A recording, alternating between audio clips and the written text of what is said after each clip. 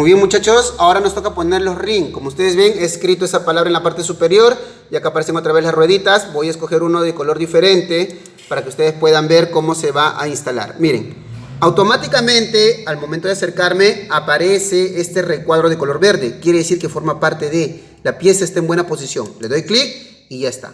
Voy a escoger el segundo. Vuelvo a darle clic y mira, aparece translucido. ¿Por qué? Porque tengo que usar las flechas para que gire y ya está, y solito se va a ir acoplando. Gracias.